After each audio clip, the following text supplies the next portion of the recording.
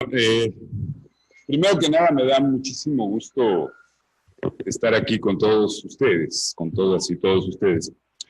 Eh, en educación popular, cuando está uno trabajando con la población en ese proceso de construcción del conocimiento para la acción, llevamos a cabo un proceso de acción, reflexión, acción, y muchas veces primero lo que hacemos es sacar las emociones, después presentar los hechos y después entrar a la reflexión, digamos, para ir...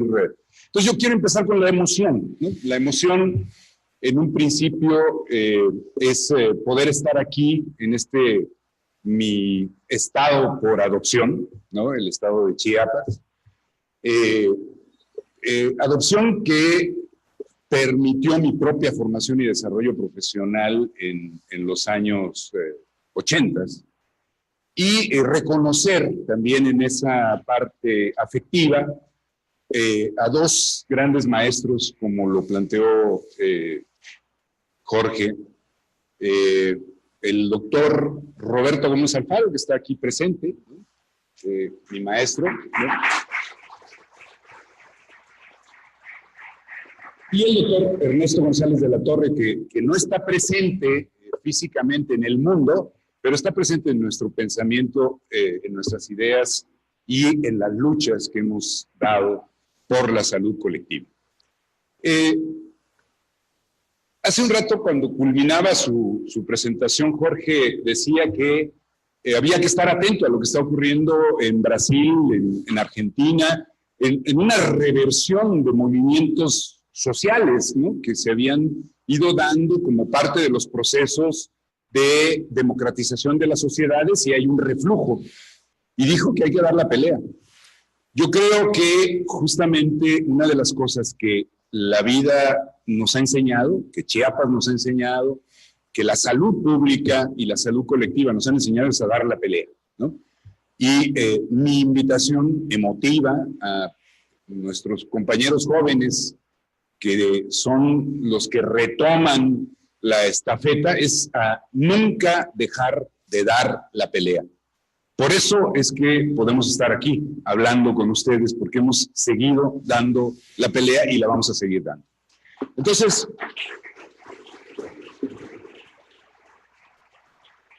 yo voy a hablar, quizás mi presentación va a ser muy técnica, pero ojo, es una presentación técnica que no es ingenua, ¿no?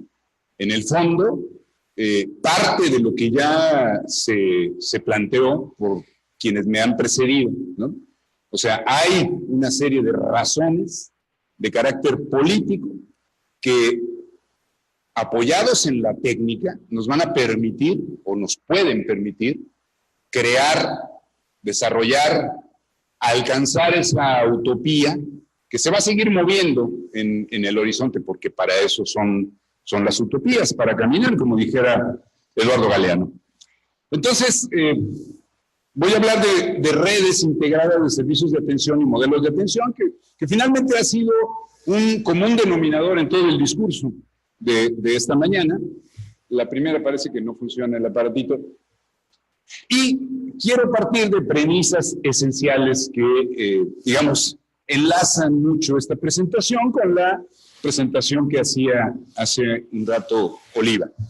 La primera nada más. La salud como derecho humano fundamental, que debiera ser garantizado y protegido por el Estado, justiciable y exigible por todas las personas, ¿no? Segunda premisa. No se puede entender las redes integradas de servicios de salud al servicio de la construcción de un sistema universal sin una perspectiva de derecho a la salud que no solamente plantee el acceso universal a los servicios de atención médica y sanitaria, sino que también se convierta en un asunto de justicia social y de desarrollo de condiciones materiales de existencia. Digamos, la palabrita a lo mejor no es la más indicada, pero le podríamos llamar salutogénicas, ¿no? Que generen la salud, que hacen justamente por el asunto de la determinación social de la salud para toda la población y que favorezcan una vida humana digna, longeva, con calidad y autonomía. En tercer lugar, como premisa también, lo que estamos abogando es por un sistema de salud universal en ese sentido amplio del que ya se ha estado hablando durante toda la mañana. Público, incluyente, integral, integrado, intercultural y solidario. Entonces, eso, para mí, para muchos de los que pertenecen a esta generación de lucha, no son solamente palabras, ¿sí? La tercera premisa es considerar la atención primaria de salud como estrategia comprensiva, intersectorial y no reducida a lo que denominamos primer nivel de atención. Y la última es la transversalidad de la que hablaba Holly, la transsectorialidad como un compromiso explícito de salud en todas las políticas y sostenibilidad, ¿no? Entonces, esas son las premisas de la presentación técnica, ¿no? Y son premisas políticas, son premisas de justicia social, son premisas que hacen la diferencia de hablar de la universalidad del mercado hacia la universalidad de la salud como un derecho individual y social. La siguiente, por favor. El contenido del que yo voy a hablar sobre fragmentación de la atención, voy a hablar sobre segmentación de la protección a la salud, voy a hablar de un modelo de provisión que está agotado, ¿no? Que ha sido desmantelado, y del sistema de salud, por supuesto, de nuestro país después de las reformas liberales, lo que se está entregando en este momento a nuestro país, al nuevo gobierno, y que es el punto de partida para la transformación. Voy a hablar de los niveles de atención y por qué estamos planteando una ruptura paradigmática de no seguir hablando de niveles de atención o de aduanas sanitarias, como de la atención primaria de salud y la renovación, de la que sigue, por favor, de redes integrales de servicios de salud, que es el tema, y de sus atributos y componentes, y el nuevo modelo de atención el esqueleto del nuevo modelo de atención. La que sigue. Bueno, esta figura la he usado muchas veces en presentaciones porque desde la perspectiva de las personas que hacen uso de los servicios de salud, pareciera que por la puerta que entremos, ya sea por servicios de urgencias en los hospitales, porque además es muchas veces la única puerta de entrada abierta, ¿no? En la hora en la que la gente hace uso del servicio o puede hacer uso del servicio, entramos a un laberinto del cual no sabemos si vamos a salir, no sabemos si vamos a salir enteros, como decía el compañero, ¿no? No sabemos qué es lo que va a pasar, porque en el momento en que ingresamos al sistema de salud perdemos nuestra identidad, perdemos lo que somos como personas y somos reducidos a objetos, ¿no? A órganos, a sistemas que son atendidos, ¿no? Y nos convertimos en pacientes, ¿no? Que es una palabra terrorífica desde mi punto de vista, porque está hablando de un ser pasivo que recibe, ¿no? Y que muchas veces recibe justamente esa violencia institucional. Entonces, ese es nuestro laberinto que se denomina sistema de salud, la que sigue. Y digamos que ubiquémonos en un pueblo, este es un grabado guatemalteco, pero no nos diferencia mucho de muchos pueblos chiapanecos, ¿no?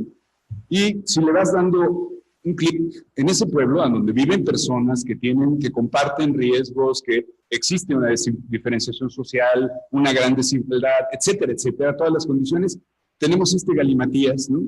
En el cual tenemos hospitales, organizaciones no gubernamentales, ISSSTE, ISTECH, el doctor Simi por ahí, ¿no? Hasta los consultarios de las clínicas privadas, los dispensarios de las iglesias, etcétera, ¿no?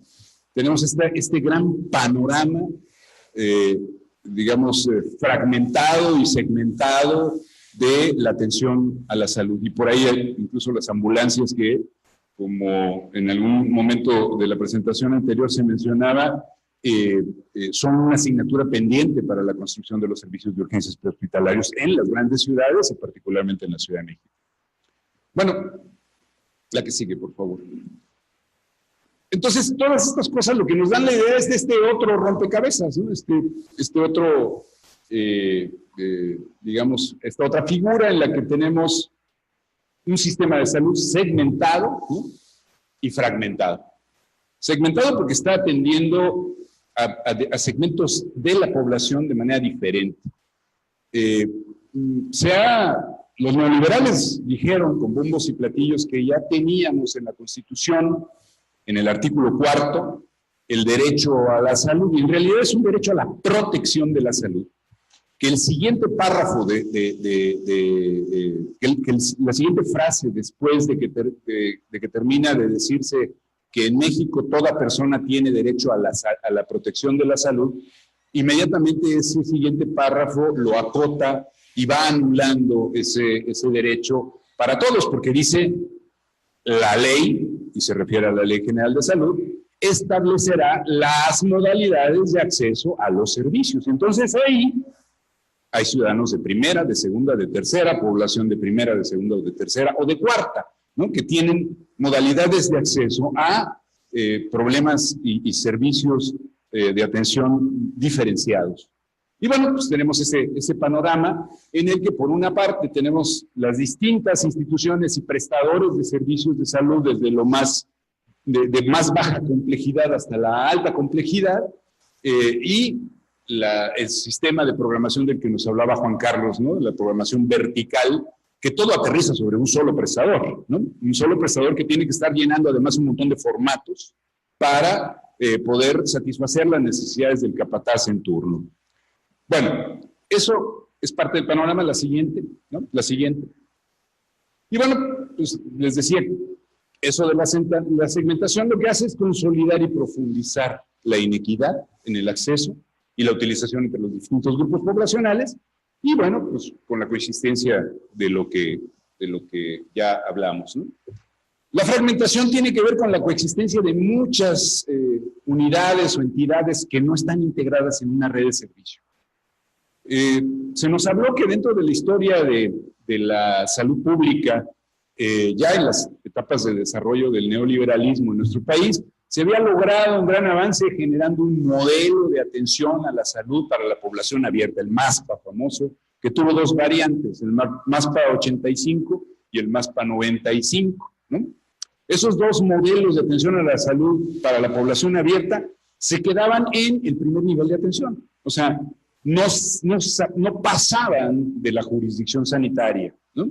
O sea, había un modelo ingenioso de regionalización operativa, pero que no tenía ninguna comunicación con el hospital, con los hospitales, con el sistema especializado de atención, ¿no? Y eso había que construir esa relación a través de la referencia y la contrarreferencia, ¿no? Procesos que en la realidad real solo se dan cuando uno tiene un conocido en un hospital, ¿no? Y es miembro de su propia generación y dice, ayúdame, hazme la balona, atiéndeme a mi paciente, ¿no? Entonces, este asunto de la fragmentación es un asunto que es lesivo a la continuidad de la atención, ¿no? Tenemos la aberración máxima neoliberal que es las caravanas de la salud y las unidades médicas móviles, ¿no? Que lo que hacen es hacer actas de presencia por las carreteras pavimentadas o por algunas carreteras secundarias, porque no pueden pasar más allá de eso, ¿no? Y para hacer una atención que no tiene continuidad dentro de un modelo de cuidados, ¿no? Bueno, por supuesto que eso genera costos de transacción y hay una asignación ineficiente de recursos para la salud. Hay una serie de causas de la fragmentación, yo solamente las voy a dejar ahí que se vayan presentando, que las alcancen para que no pasemos a la siguiente y por lo menos las alcancen a leer. Son todas estas que están ahí, las que siguen también.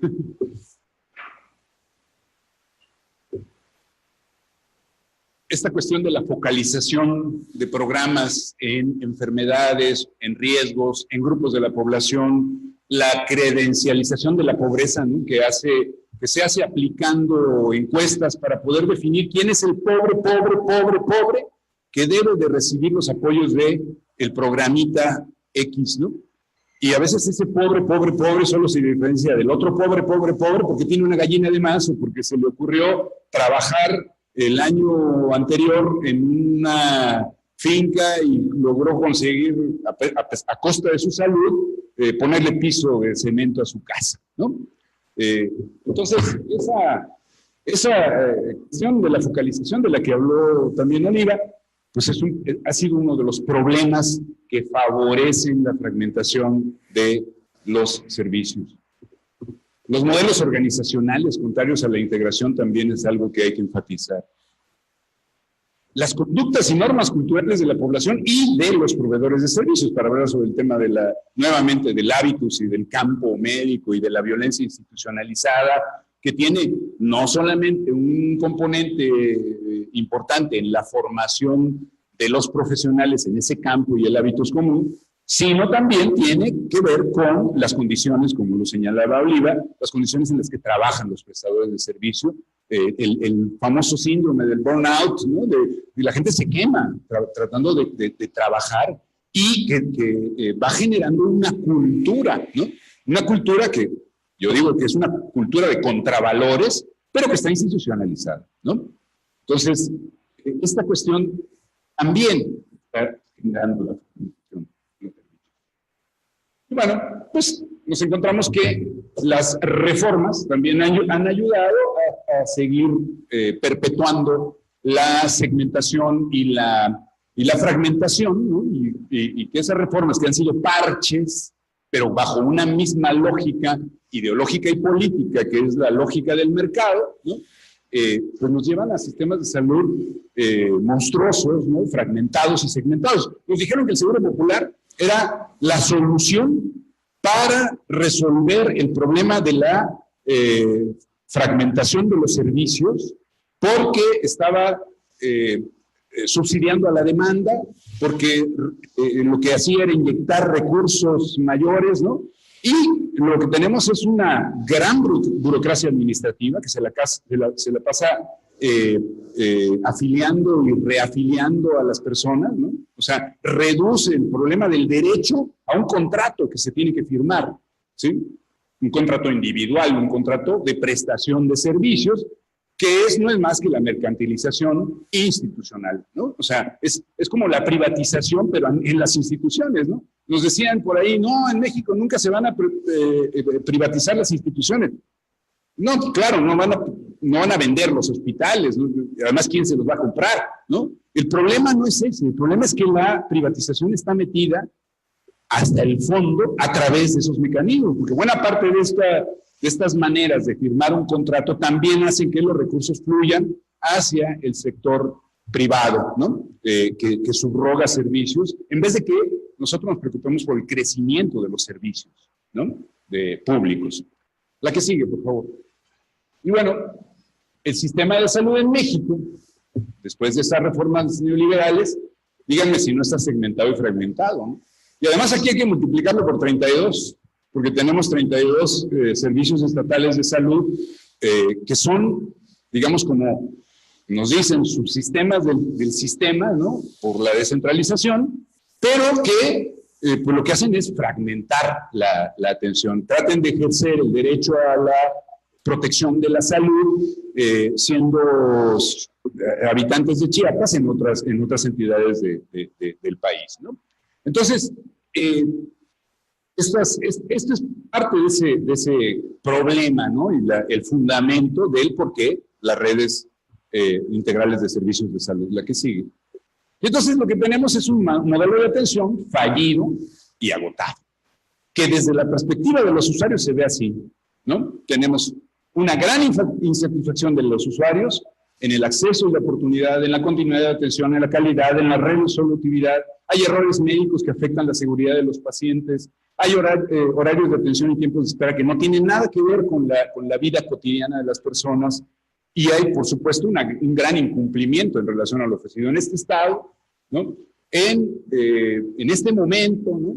Hay gente que está demandando servicios en los hospitales y que tiene su póliza del Seguro Popular que alguien le hizo que firmara y resulta que tienen que comprar las soluciones, tienen que comprar las gasas, tienen que comprar los guantes, y díganme si eso no es cierto, ¿no?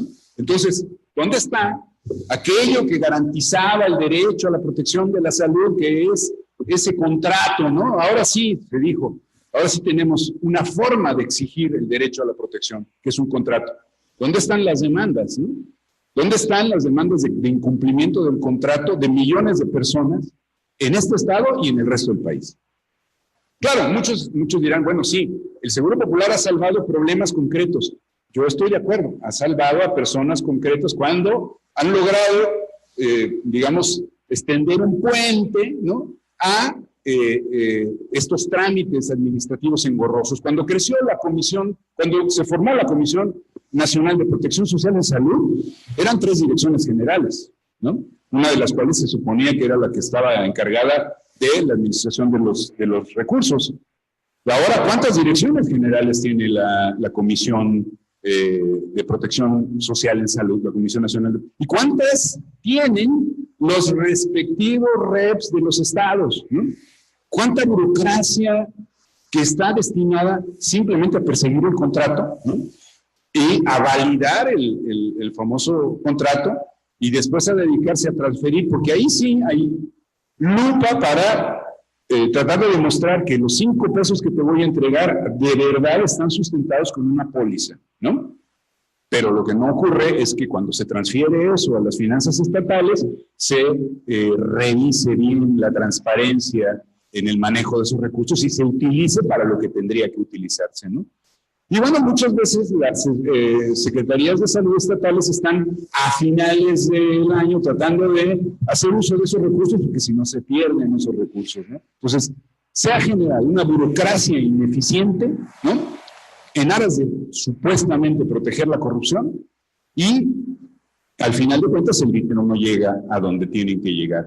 Bueno, hay diferimiento quirúrgico, lo de las compras, ya lo dije, la programación de citas en tiempos diferentes para estudios e intervenciones, ¿no?, lo que le cuesta a las personas, ¿no? O sea, voy a tal lugar, ¿no?, y un día me citan porque tengo que ver la preconsulta, otro día me citan para la consulta externa, otro día para hacer el examen de laboratorio, y otro día para hacer los rayos X, y otro día para saber qué resultados me dieron, ni siquiera para tratarme, ¿no?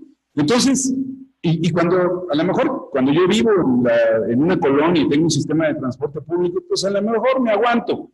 Pero cuando yo vivo en una comunidad como las que existen en el estado de Chiapas, ¿no?, y depende mi día de que pueda alimentar a mi familia, pues se vuelve eso en una catástrofe en sí, ¿no? Y eso es algo de lo costoso de los traslados. No solamente es costoso en términos económicos directos. La que sigue. Y pues exclusiones, la exclusión de género, la exclusión, la discriminación por pertenecer a una etnia, por hablar un idioma distinto, ¿no? Y los problemas de interculturalidad, que no son problemas solamente de los grupos indígenas, ¿no? El problema de interculturalidad se da en la relación entre los usuarios y los prestadores de servicios, porque tenemos como visiones diferentes, partimos de paradigmas distintos, ¿no?, en la explicación de la salud y la enfermedad. La que sigue. Bueno, también los prestadores están insatisfechos, porque hay una inequidad salarial y de contratación, ¿no? Hay la tendencia a la precarización del empleo, no hay incentivos para el trabajo en áreas de bajo desarrollo. Se hicieron programas en algún momento para incentivar el que la gente trabajara en áreas de bajo desarrollo, y bueno, como eran códigos que tenían, digamos, una mejor retribución económica, fueron utilizados para llenar espacios en la burocracia central de los estados. Y se fue perdiendo la lógica, porque además, una de las maneras en las que se perpetúa la corrupción en este país, no solamente es en el robo descarado de dinero, de medicamentos o ese tipo de cosas, sino también en las formas en las que se contrata a la gente, ¿no? En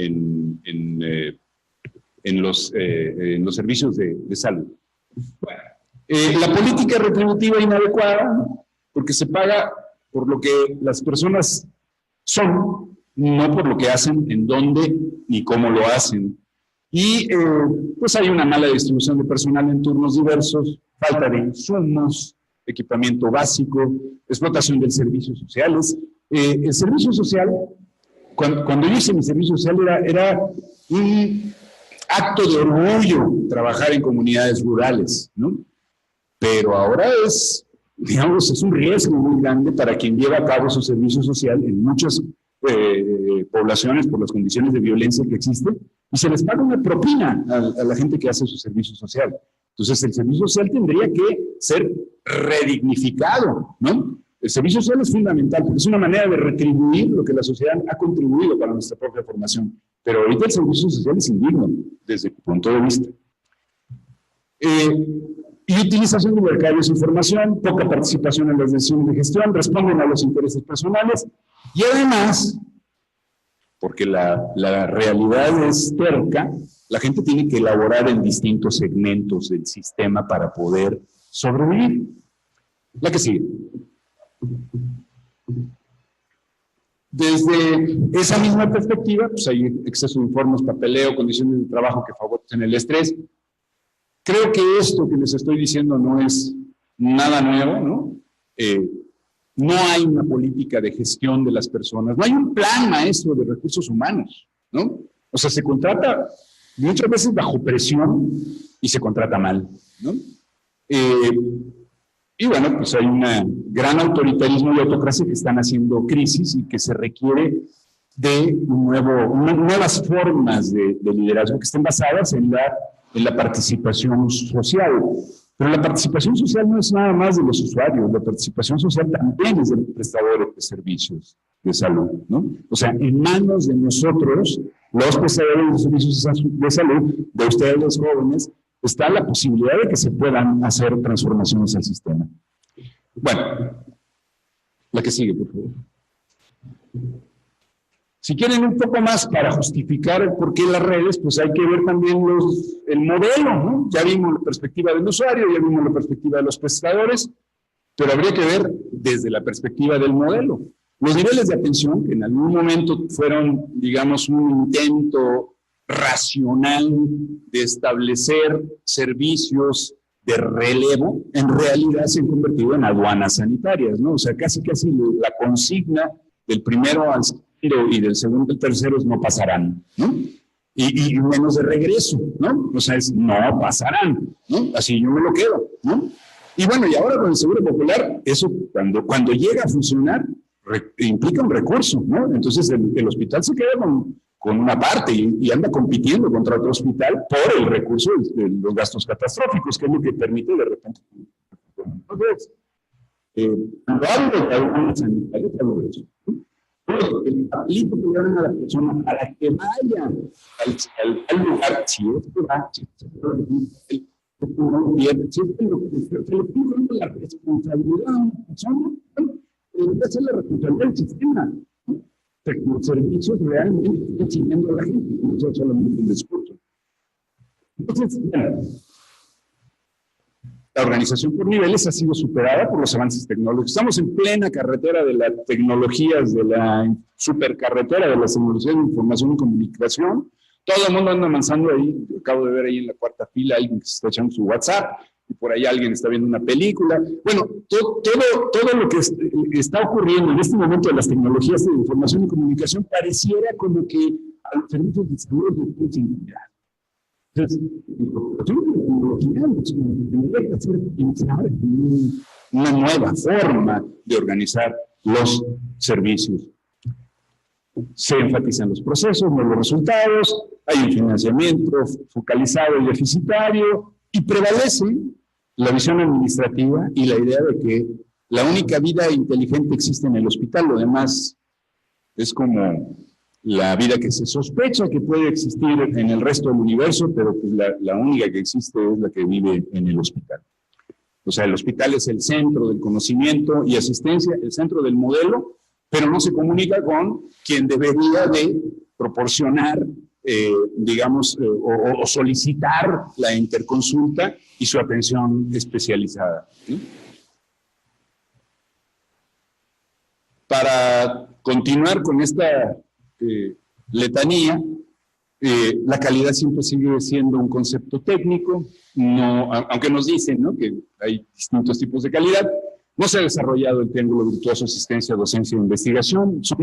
Son programas contados, experiencias que han sido delimitadas, han sido ahogadas en la ola del neoliberalismo cuando se financiaron las instituciones de educación superior, las instituciones de servicios de salud, las instituciones de educación pública, las instituciones del ámbito del desarrollo social, ¿no? Entonces, pues, por supuesto que aquellos programas en los que muchos de nosotros nos formamos, algunos los que estudiaron en la Universidad del Plana 33, el modelo Xochimilco, el Instituto Politécnico Nacional, ¿no?, pues, que trataban de establecer esos círculos virtuosos, asistencia, docencia e investigación, pues ahora no se dan, ¿no? Seguimos habiendo tercos que planteamos que hay que hacerlo, ¿no? Y seguimos teniendo experiencias, digamos, aisladas, ¿no? Y bueno, lo que ya habíamos hablado. Bueno, ahora sí que fue al revés. Lo que genera en todo el conjunto del sistema, todas estas tres perspectivas, ¿no?, pues una descoordinación en comunicación, una duplicación de servicios, capacidad instalada ociosa, en algunos casos contra sobreutilización en otros, ¿no? Ya no estoy hablando solamente de aquellos 56 hospitales de los que nos hablaba Andrés Manuel, que han sido, digamos, construidos y que fueron inaugurados, pero que no funcionan, ¿no? Ese es otro problema. Ese es un problema que tiene que ver con la intervención por encima de un pacto que se había construido por ahí del año 2003, que era el Plan Maestro de Infraestructura, la intervención de actores y grupos políticos que jalan cada funolino, construyendo hospitales, y de repente uno se encuentra con que ya construyeron un hospital allí. ¿Quién lo construyó? El presidente municipal, ¿no? Y el presidente municipal lo inaugura y dice: secretario de Salud, aquí le entrego, ¿no? Sin haber pensado en que es muy fácil construir un centro de salud, es muy fácil construir un hospital, ¿no? Es una erogación, puede ser muy grande, es momentánea, pero operar un centro de salud, un hospital, implica la misma cantidad de recursos que se invirtió, por lo menos, en la construcción, pero para toda la vida, ¿no? Y eso sí, no pensamos en que eso creciera. Entonces, el asunto aquí es un desempeño muy desigual, muy ineficiente, un cuidado de la salud que está provisto en el lugar menos apropiado. Muchas veces hacemos mal uso del hospital, ¿no? Justamente porque no hay otra opción, ¿no? Y entonces le estamos recargando los costos de la atención hospitalaria a problemas que podrían ser resueltos en otro sitio, sin tener que tener todo ese costo, ¿no? Porque cuando uno calcula el costo de un egreso hospitalario, sumarle el pedacito del sueldo, el pedacito del sueldo de la persona que hace el aseo, el pedacito del general de insumo, el desgaste del edificio. Entonces, son más costosa. No estoy diciendo que se cierren los hospitales, estoy diciendo que se eficientice la administración de los hospitales. Los costos de transacción son elevadísimos. El costo de transacción del seguro es elevadísimo. Bueno, ¿por qué estamos donde estamos en relación a los niveles de atención? Esto, para los compañeros que están estudiando medicina o disciplinas relacionadas con la salud, pues es un famoso esquema, el esquema de la historia natural de la enfermedad, que parte de una pregunta que se hicieron dos médicos hace ya más de 60 años y que decían: ¿qué pasaría si nosotros los médicos no hiciéramos nada? ¿No? Pues las enfermedades se desarrollarían solitas, ¿no? Y se rompiera el muro que ellos plantearon, ¿no? Hay un estímulo de enfermedad y se empieza a desarrollar la enfermedad, y si le vas dando, hay diferentes derroteros que puedes seguir. A veces se curan solos, ¿no? A veces se mueren, a veces no, regrésate, a veces se quedan crónicos, ¿no? A veces dejan secuelas, ¿no? Solitos, sin la intervención del médico. A eso le llamaron estos señores historia natural de la enfermedad, y plantearon un modelo anticipatorio médico ¿sí? Ellos eran médicos, no eran investigadores en ciencias sociales ni otra cosa, para anticiparse a la aparición de la enfermedad. Y a eso le llamaron niveles de prevención y plantearon esos 5 niveles: la promoción de la salud, la protección específica, diagnóstico, tratamiento oportuno y rehabilitación. Eso fue un estudio muy interesante, ¿no? Qué importante para la medicina. Sí. Cuando vino la época gloriosa de la planificación sanitaria, se conjugó con la manera de organización de los servicios, y entonces se dijo, primero, segundo, tercer nivel de atención.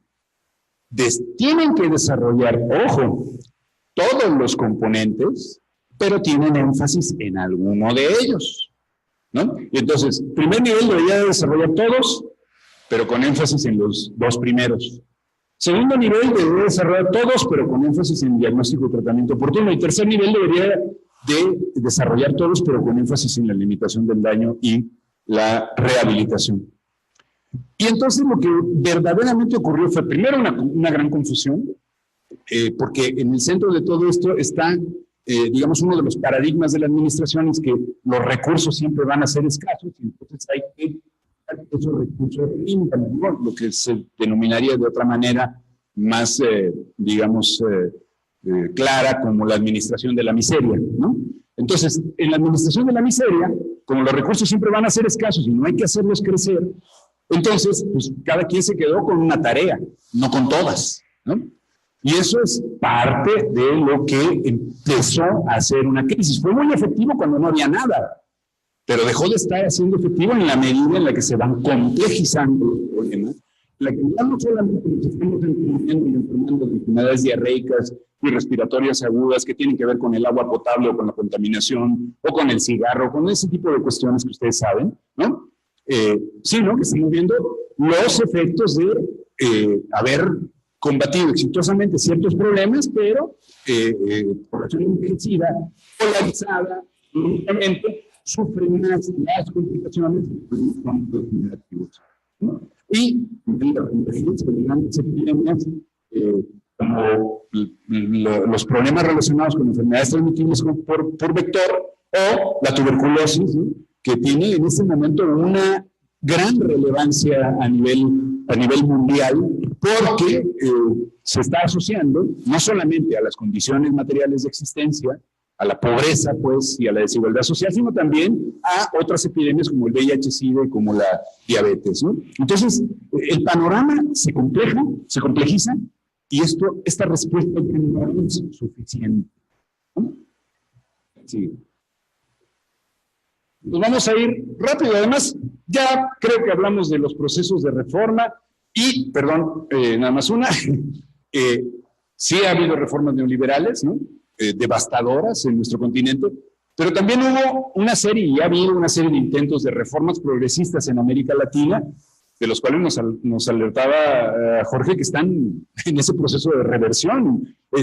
Para nosotros el proceso brasileño fue un referente muy importante, en donde la población y los prestadores lucharon por la construcción del sistema universal de salud, el sistema único de salud, el SUS brasileño, ¿no? Hubo una reforma, a pesar de que vivían un clima de dictadura militar, a pesar de que estaban saliendo de esa situación, se logró construir un sistema de salud con todas sus imperfecciones. Sin embargo, está un proceso de reflexión para volver a recuperar. Entonces, para nosotros esos son referentes de que es posible hacer las cosas. Es posible hacer las cosas, pero hay que analizar en estos principios de cómo podemos garantizar la sostenibilidad de que esas cosas se sigan haciendo. Y una de las pistas, creo yo, es esto que se planteaba en la presentación de Jorge o en la presentación de Juan Carlos, ¿no? Trabajar con la gente, trabajar con la población, ¿no? Estar en las asambleas de usuarios de los servicios de salud en Uruguay, estar en asambleas combativas que no estaban viendo, no estaban viendo la casa, sino estaban pensando, ¿cómo? ¿En dónde? ¿Cuánto para eso? Entonces, hay información, de discusión, de debate para la construcción de su su sistema de salud, su programa nacional de salud rural. Y eso creo que es algo que hay que recuperar para trabajar con los trabajadores. Yo decía que hay un 30% de gente que sostiene los servicios, ¿no? Probablemente en muchos casos sea mayor. Sí, la tradición del hospital de Comitán, a pesar de que se le desmanteló en un momento, es un hospital que tiene una tradición de 200 y pico de años, ¿no? De servicio a la población, ¿no? Y sufrió los embates en un problema que no fue un problema de nadie, sino un problema de la red de servicio de salud. Entonces, hacer de hecho, sigue dando servicio, ¿no? Hay que trabajar con los trabajadores y hay que trabajar con la población, ¿no? Y además entender que los trabajadores con población, porque es el otro población, inmediatamente establecemos una distancia como si nosotros no fuéramos población, somos población. Participo con la población, ¿no? Conocer como sujeto social de la transformación. Sí. Y bueno, la declaración se cumplieron ya en septiembre, 40 años de una declaración que trató de mover el tema de la determinación social, de la salud, de la participación social, de la transsectorialidad, de entender que los servicios tendrían que adaptarse a las condiciones culturales de la población. Estamos hartos del discurso que se ha estado en boga después del informe de la Comisión de Determinantes Sociales de la OMS. Es un discurso que está presente en la declaración de Alma-Ata. Y muy claramente, atención primaria de salud, no es el primer nivel de atención. Atención primaria de salud es una estrategia intersectorial. No es atención selectiva para niños y mujeres, para culpar a las mujeres, para los niños. No es eso. Es una estrategia intersectorial por la que implica la implementación del sistema de atención a la salud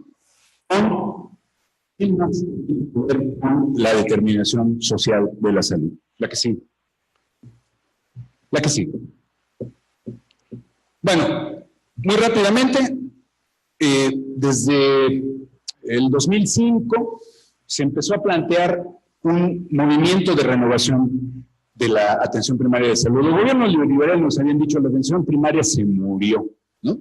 Ya está muerta, es algo que hay que enterrar, ¿no? Que es cosa del pasado.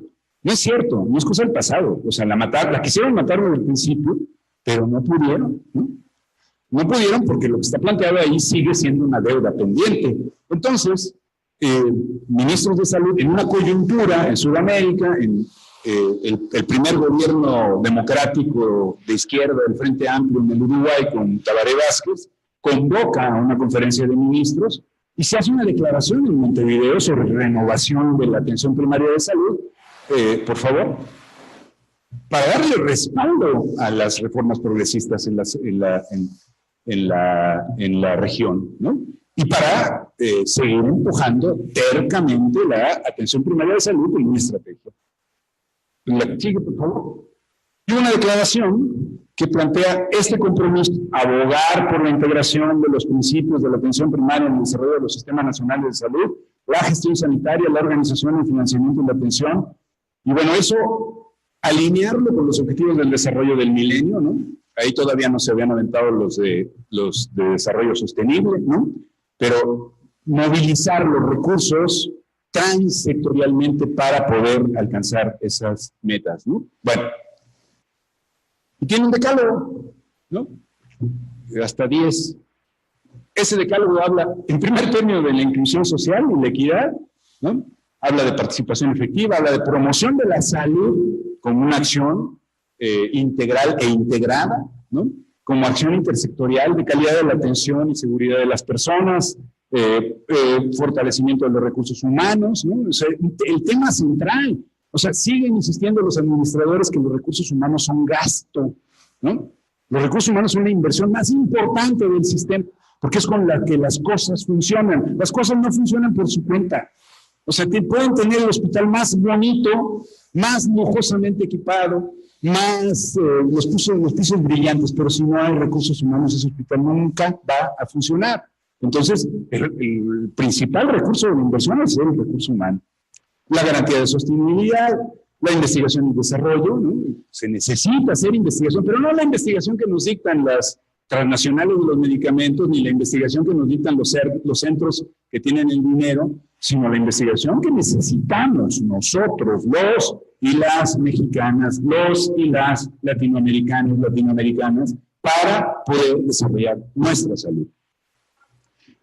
La que sigue. Y bueno, cada quien avienta su platillo volador, ¿no? Pues aquí hay un platillo volador también. Este no es mío, por supuesto, es un platillo volador de la OPS, ¿no? Está más bonito en términos del ordenamiento, pero tiene esos valores, principios, elementos que sustentan el por qué se requiere la renovación de la atención primaria de salud para nuestra región, para nuestra América, como diría José Martí. La que sigue. Bueno, entonces, ¿qué proponemos? ¿No? Pues proponemos un nuevo modelo de atención y de gestión para los servicios en lo que se enlace la salud pública, la salud colectiva, diríamos los que somos egresados de salud colectiva, la medicina preventiva, la atención médica. Digo, yo no estoy peleado con la medicina preventiva, ni estoy peleado con la atención médica. Cuando me enfermo necesito un médico, ¿no? Pero necesito también salud pública, que es absolutamente invisible, pero cuando se deja de hacer, empieza a ser muy visible. Con una base de atención general integral, familiar y comunitaria, radicada en el territorio, con gestión efectiva y eficiente de la atención especializada que garantice la continuidad y la resolutividad. Y para eso, pues la estrategia de redes integradas. Y entonces, digamos que hay muchos antecedentes de búsquedas de modelos de atención. Saltémonos esa parte de choro. Hay, digamos, propuestas que han hecho organismos multinacionales, ¿no?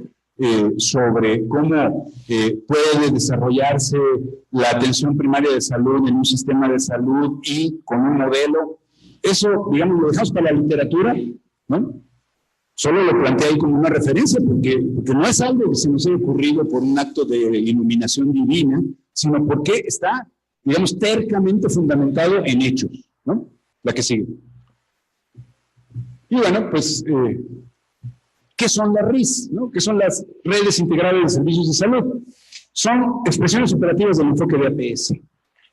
¿Sí? Bien hecho.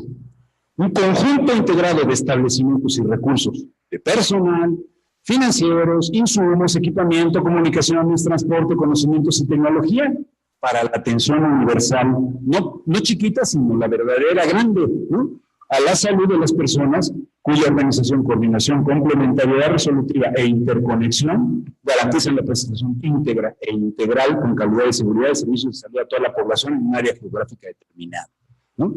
O sea, ese chorote es lo mismo que nos presentó en el esquema Juan Carlos, ¿no? Es territorialización de los servicios en distintas dimensiones, ¿no? Pero que garanticen la continuidad de la atención, la que los distintos establecimientos tienen un terreno determinado, ¿no? Sí. Esos son los ámbitos de abordaje de la red integrada de servicio. Un modelo de atención en el centro, es el corazón de la red. Si no tenemos un modelo de atención, lo demás son, bueno, eso que pensaron. Estrategia y conducción, organización y gestión y asignación de recursos e incentivos. Que eso se traduce en esto, ¿no? O sea, hay una serie de atributos esenciales de la red que fueron, yo creo que magistralmente presentados por quienes me precedieron, ¿no? Pero que aquí están, digamos, traducidos al lenguaje técnico, ¿no? Modelo de atención tiene por lo menos 6 atributos esenciales. Una población y un territorio definidos sobre el cual se tenga un profundo conocimiento de las necesidades y de la desigualdad que existe de la población, de las condiciones materiales de existencia de esa población que habita en ese territorio, porque ¿cómo puedo responder a simplemente estadísticas de diarreas, desnutrición, enfermedades cardiovasculares, si no conozco qué es lo que está generando esa problemática. Entonces, tenemos que tener un profundo conocimiento, un conjunto extenso de establecimientos de diversa complejidad. Y por eso ahorita el esquema de los niveles de atención ya no checa. De repente se pensaba que el hospital era el centro del conocimiento, donde estaban las especialidades, pero nosotros tenemos posibilidad en ese momento, gracias al avance tecnológico, tanto de quirúrgico como de instrumentos, podemos hacer cirugías sin tecnología, ¿no? Que podemos hacer procedimientos de alta especialidad sin tener que estarnos encima de esa mole, ¿no? O sea, se pueden tener unidades de especialidad, de alta especialidad, ambulatorias, ¿no? Ahora, el problema no es que se tengan esas unidades, sino el problema es que en la lógica del mercado se les quiso dotar de autonomía a esas unidades. Y entonces cuando se planteó el esquema de las UNIMES, que es parte de este asunto, se hablaba era de descentralizados y se dedicaban a hacer negocios, ¿no? Entraran al asunto. Es un problema que sean autónomas, al contrario, lo que se necesita es que integradas el resto de lo que se hace en el primer impacto, pero no hablar de nivel, en el primer impacto en la medicina general, que se necesitan compañeros médicos generales, ¿no? Sí se necesitan, no son solamente especialistas, pero buenos médicos generales, no son los que tuvieron un proceso para hacer la especialidad.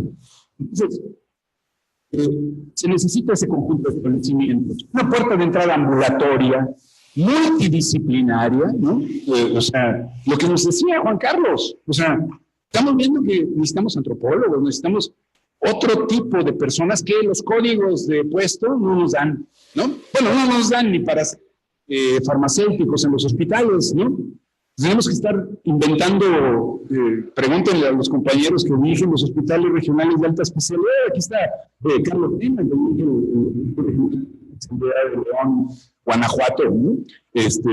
Pregúntenle cómo se contrata a los que se encargan de uno de los sistemas más importantes de esos hospitales, que es el sistema de negocios, para prevenir errores médicos, para prevenir, ¿cómo se llama?, el robo de hormiga también, para hacer un manejo más científico de la descripción, ¿no? Entonces, el Instituto Códigos de Farmacéuticos mecanismos de coordinación asistencial, atención de la salud centrada en personas, familias y colectivos. Lo dijo Juan Carlos, y somos absolutos, y lo dijo Oliva, y lo dijo Jorge Venegas. Somos personas individuales, pero actuamos en nuestro ámbito inmediato, que es nuestra familia, vivimos en un territorio, pertenecemos a un colectivo, ¿no? Y todos a la sociedad. Entonces, no podemos pensar en la atención nada más en órganos enfermos, en personas que tienen bichos, ¿no? No puede ser así. Y con un enfoque de derechos humanos, de justicia social, de interculturalidad y de género, como decía Holly. Estrategia y conducción.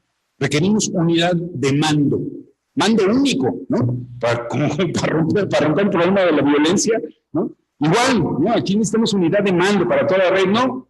Yo soy el director de hospitales, ¿no? Entonces, coordino los hospitales, pero pues el primer nivel no existe, ¿no?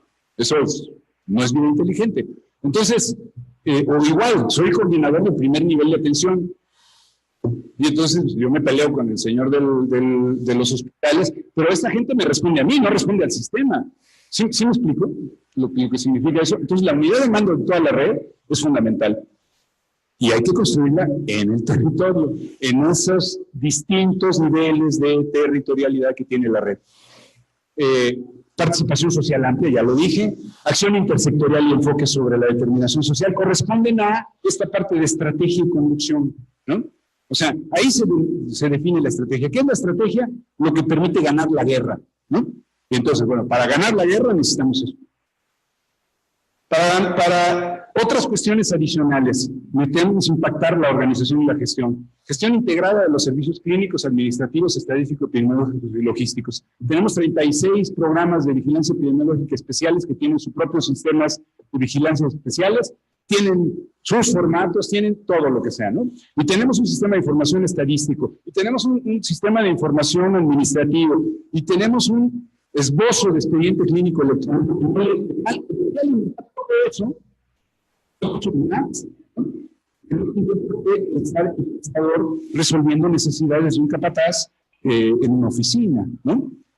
Pero, digamos, esa gestión no integrada de los servicios lo que genera es una burocracia, ¿no?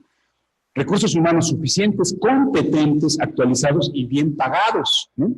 Sistema de información integrado, ¿no? Gestión basada en resultados, con transparencia y rendición de cuentas, y, por supuesto, en la parte de asignación de recursos incentivos, un financiamiento adecuado, suficiente, con incentivos que estén alineados a los objetivos de la red.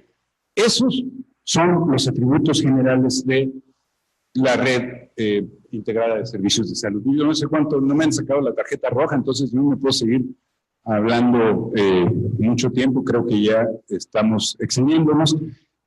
Tengo más choro para compartir, ¿no? Esquemas ahí en donde están la manera que cada quien saca su esquemita, ¿no?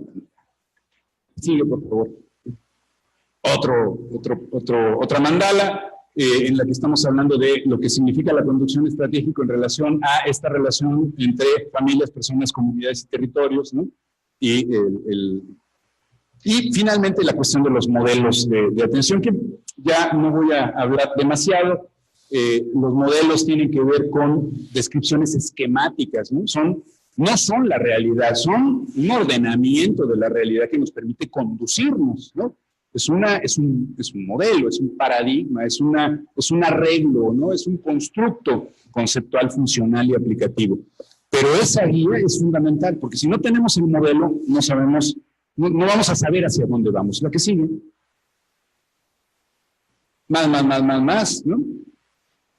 Aquí, principios del modelo, prioridad en las personas, pero las personas en sus dimensiones, como ya se había mencionado. Acercabilidad de los servicios que se sigan a las 3 dimensiones del individuo, familia, colectivo. La no segmentación a través de la universalidad, la integralidad, no fragmentación, continuidad en la atención, resolutividad, inclusión social, interculturalidad, atención en el mejor lugar diagnóstico terapéutico, eficiencia, transparencia y combate a la corrupción en el empleo de los recursos. La que sigue. Quisiera seguirme más adelante porque eso ya no lo vamos a poder alcanzar. De todas maneras, la presentación se les va a quedar a los compañeros de la fundación. La que sigue. Creo que ya nada más quería dejar la última diapositiva en la que ahí hay mecanismos de coordinación asistencial que son fundamentales. Se ha avanzado en nuestro país, no hay cosas, no estamos partiendo de cero, ¿eh? O sea, hay que reconocer, por ejemplo, el esfuerzo que se ha hecho en CENETEC para desarrollar guías de práctica clínica, es un buen esfuerzo.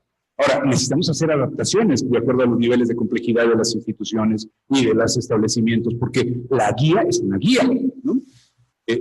Mapas de atención, guías farmacológicas, enlaces asistenciales, gestiones de casos, sistemas integrados de gestión clínica, sistemas expertos, ¿no? La que sigue, saltémonos todo eso, y nos vamos al último esquemita, al última diapositiva. Bueno, eso, hay cosas que hay que aprender. ¿Dónde sí en América Latina funcionó un sistema de salud integrado, público? Pues en Cuba, ¿no? O sea, con todo lo que puedan pensar y decir el sistema de salud es un ejemplo, sigue siendo un ejemplo a pesar de 60 años de bloqueo, que tiene una serie de elementos, ¿no? Entre ellos el asunto de la descentralización, es un elemento clave el sistema de salud de Cuba. Bueno, ya. La que sigue, por favor. Más. O sea, porque hay un montón de cosas sobre redes, ¿eh?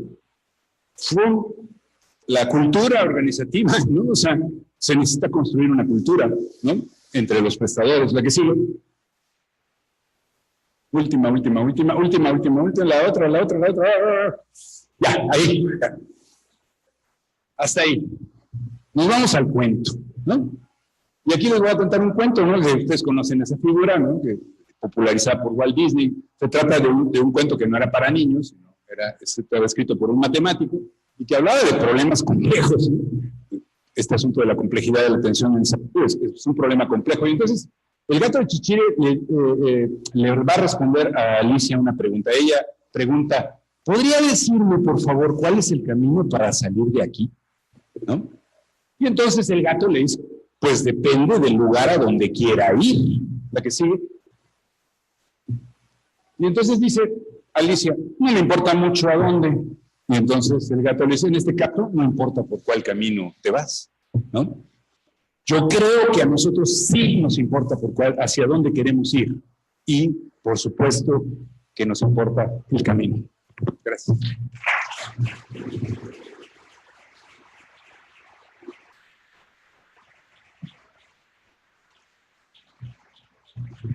Muchísimas gracias. Nuevamente agradecemos, por supuesto, al doctor Juan Manuel Esteban Castro, que ha dado esta interesante conferencia. Y bueno, muchísimas gracias por factor tiempo. Solamente podemos dar opción a 2 preguntas, si es que las hubiese, por factor tiempo para poder acelerar esto. ¿Hay alguna pregunta? ¿Hay alguna persona que está hablando? Gracias. Y aquí, muy bien. Bueno, enseguida lleva el micrófono, por favor.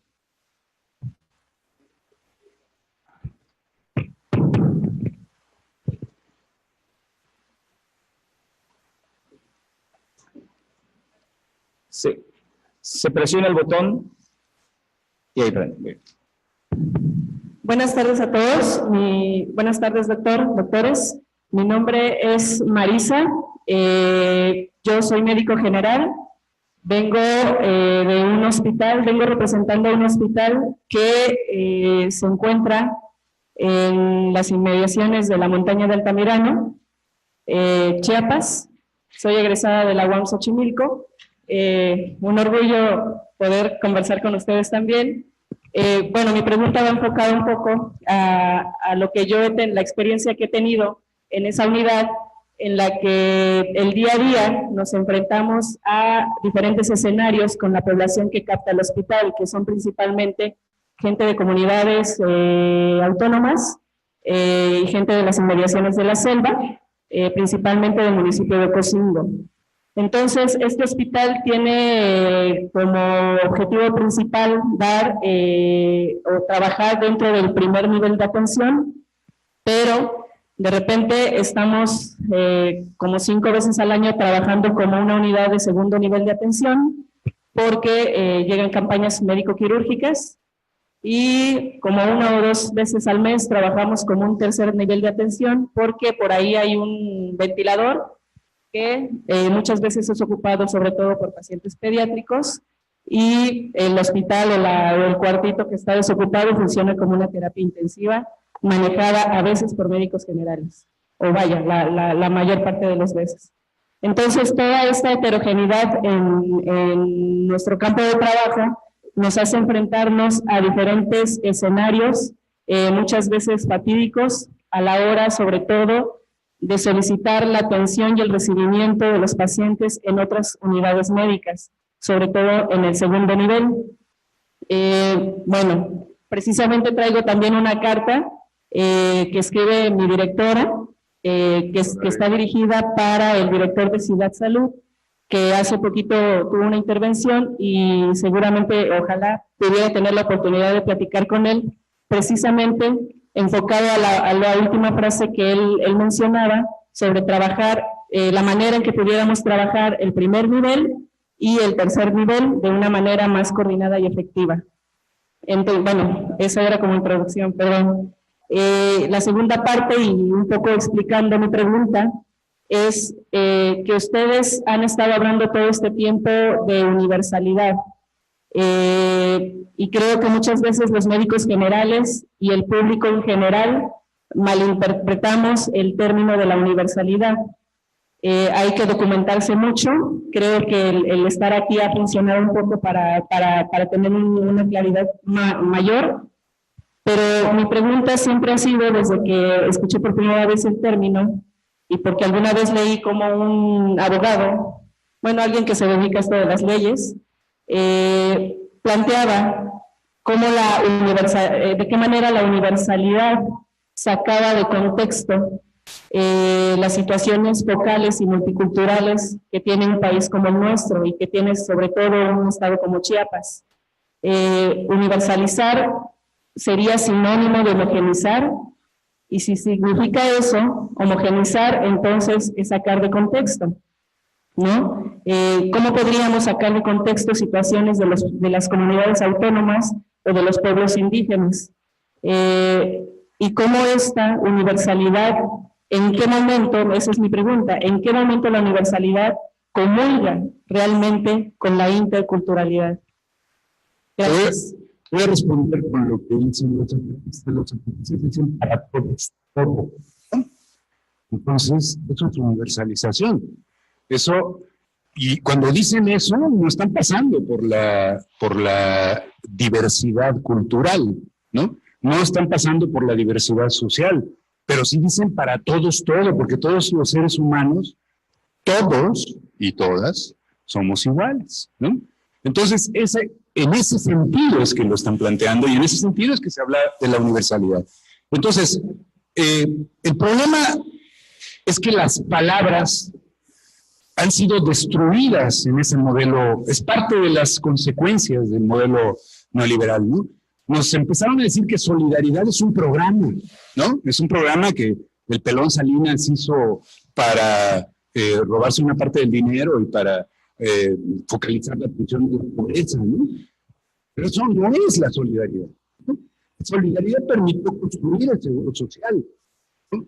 La solidaridad permitió plantearse en 1973, en la primera reforma que se hizo a la ley del seguro social, que era un asunto que no era de los trabajadores solamente, sino que aspiraba a que todo eso, servicios sociales y la atención a la salud, eran para toda la población. En tanto, el principio de solidaridad como justicia distributiva, y se creó un programa. En ese momento tuvo muchos recursos, que era el programa pero que lo desmantelaron, ¿no? Lo han ido acotando, a pesar de que es un programa que tiene elementos, ¿no? No digo que tiene elementos de un modelo de atención que toma en cuenta esos aspectos. Entonces, hay un problema ahí que recuperar.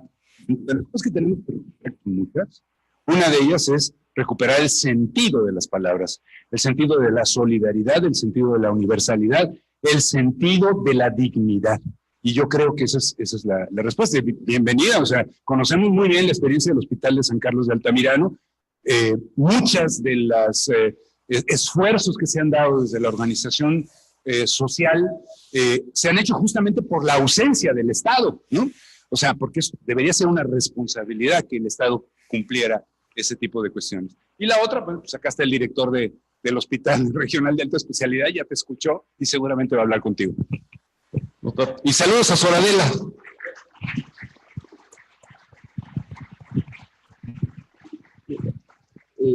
En relación a esto de la rectoría del Sistema Nacional de Salud, mi pregunta va enfocada a eso.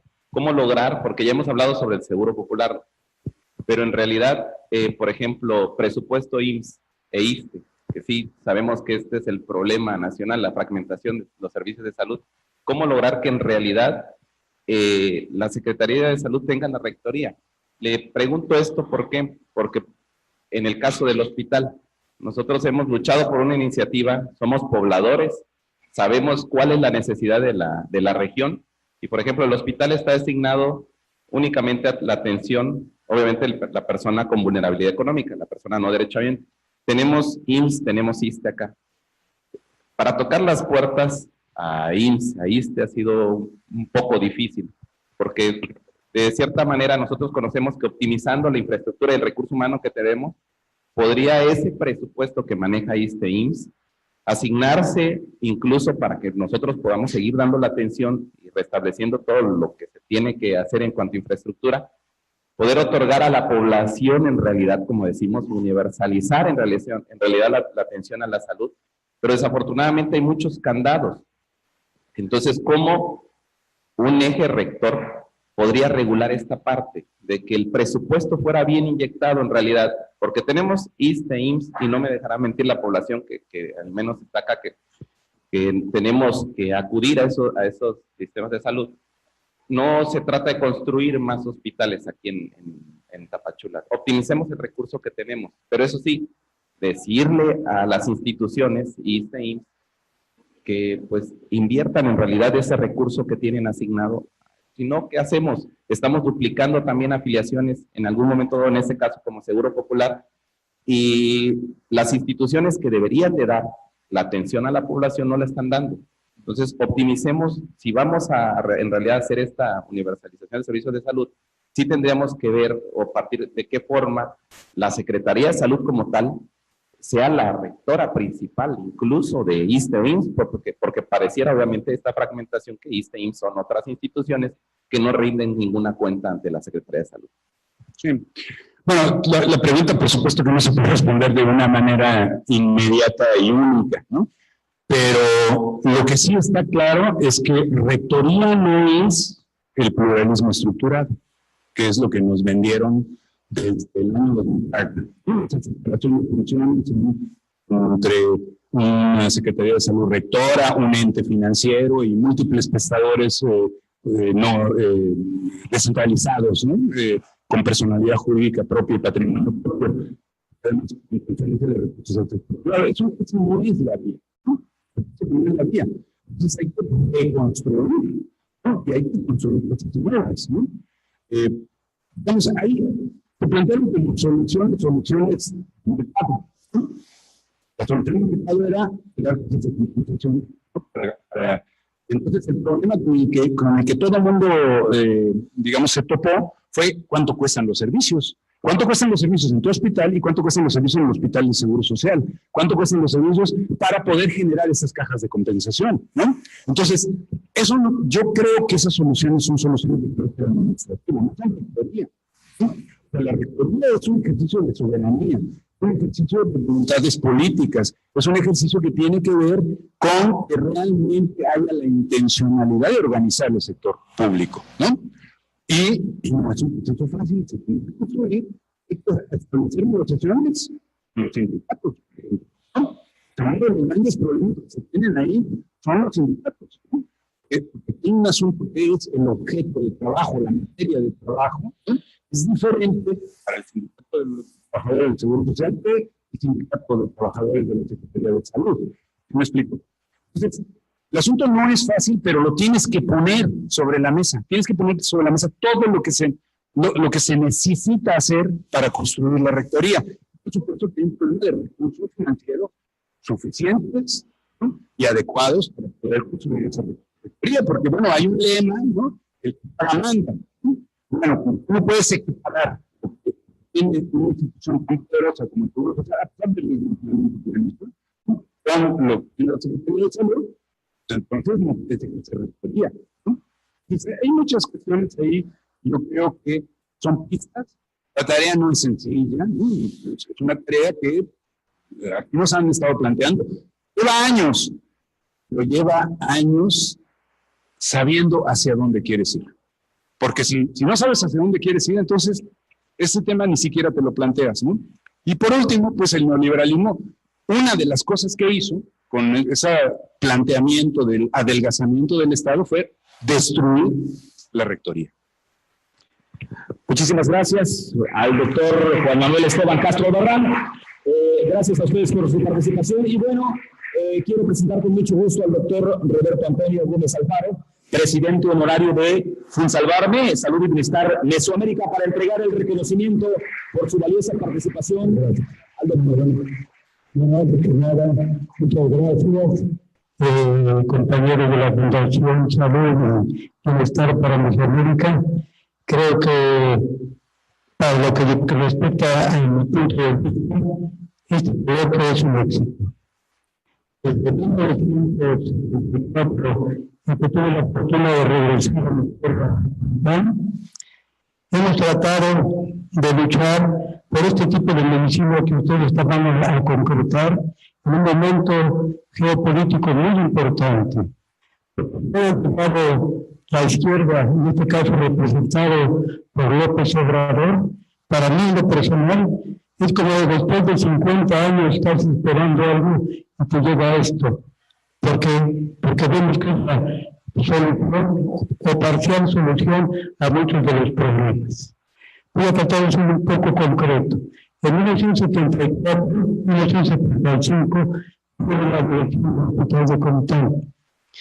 Cuando vi en la primera ponencia del doctor Verdugo al indígena atravesando el río con una puente de puros palitos, alambres, pasaron haciendo candor en ese entonces. Y en ese entonces estaba Juan Manuel Castro, estaba Jorge Venegas, y fue posteriormente una gente muy valiosa, como todos ustedes, por Carlos Camacho. Carlos Camacho fue director nacional, a nivel nacional del ISSSTE, también de drogas, pero es un hombre más sencillo en el mundo. Y me dijo alguna vez, cuando fue la primera vez con los refugiados, les llevaba una carta un sábado, yo me quedé en servicio de urgencias, casi me puse a llorar de ver cómo describía las condiciones que vivían los hermanos refugiados.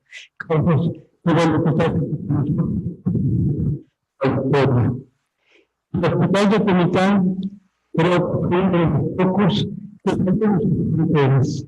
Fuimos un poquito a la selva, un poquito con los hermanos indígenas, y después hicieron 2 programas organizados por un extraordinario médico como fue Gonzalo. Y era a esto. Muchos de ellos son recientes, entre ellos algunos otros, pero que están presentes, Jorge Venegas y Juan Manuel Castro. Yo nada más quisiera hacer una pequeña apreciación.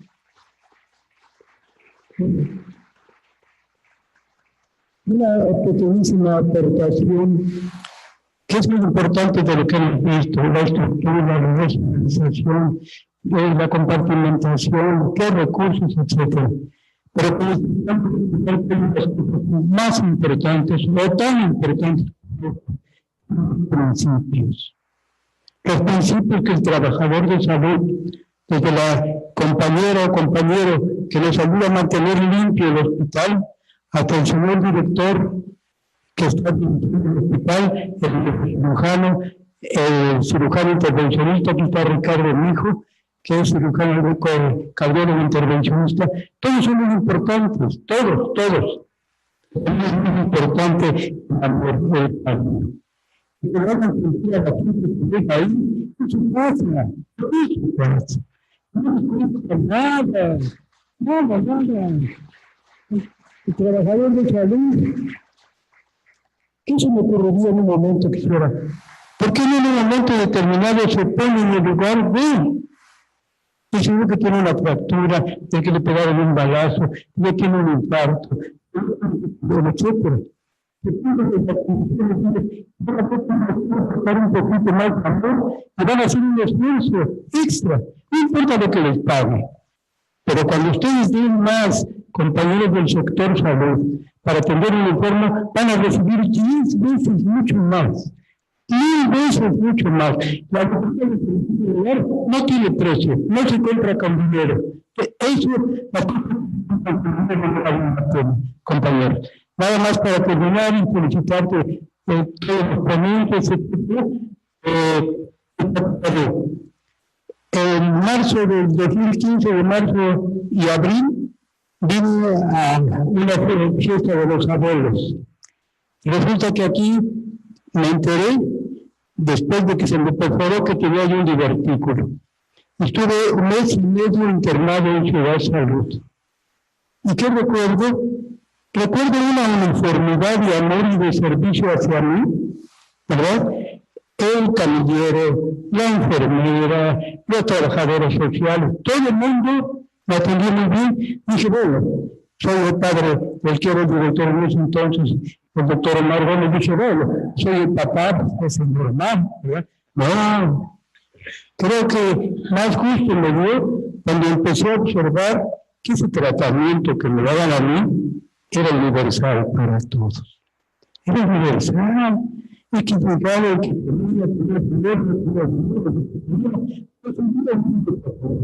ojalá que se pudiera transponer a todas las instituciones de salud.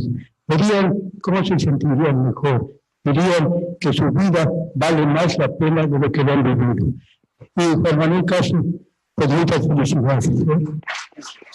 Agradecerle las palabras emotivas del doctor Roberto Antonio Gómez Alfaro, presidente honorario de FinSalvarme, y además pionero del proyecto comunitario Plan Selva Tojo Labán. Y también agradecemos al doctor Juan Manuel Esteban Castro Albarrán por la conferencia del día de hoy, su valiosa. Bueno, sobre comentar, pues agradecerles. La verdad es muy importante. Queremos seguir las ponencias. Creo que está muy interesante. La gente sigue acá y nos habla de la capacidad del interés que se tiene, ¿no? A mí me da mucho gusto tanto joven estudiante, futuros médicos, profesional de salud, que tienen el privilegio de tener este tipo de coloquio, que es de muy alto nivel, y en verdad que lo aprovechen y que estén acá. A mí me motiva y me sigue impulsando para esto, ¿no? Quiero mencionar algunas personas importantes que se nos han ido, que continúan acá con nosotros, como es el doctor Francisco Gutiérrez, que es el director del CEPREC, del Centro de Prevención de Cáncer. No sé, doctor, si se puede dar un aplauso. Y él nos apoyó. De hecho, vamos a hacer un convenio con Salvarme. Se está transmitiendo todas las conferencias en tiempo real, en vivo, en su canal, que nos hizo el favor de prestar. El doctor es miembro de la ASCO, de la Asociación Oncológica Americana, y pues se está transmitiendo en toda Latinoamérica y en Estados Unidos, ¿no? Y en todo el mundo. Entonces, es importante que sepan este esfuerzo que se hizo, ¿no? Está un gran amigo mío, luchador social también, que tiene el proyecto de Escuadrón Mosquito, el doctor Francisco Aranda. No sé si se pone de pie, don Francisco.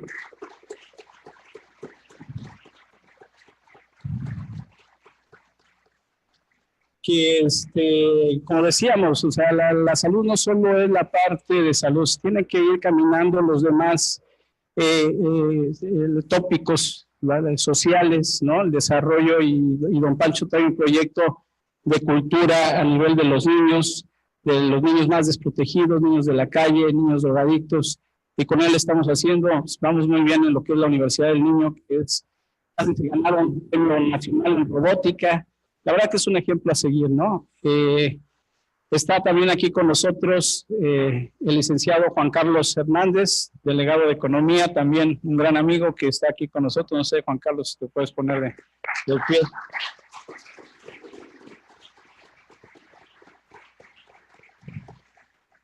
pie. Bueno, pues agradecerles todo esto, ¿eh?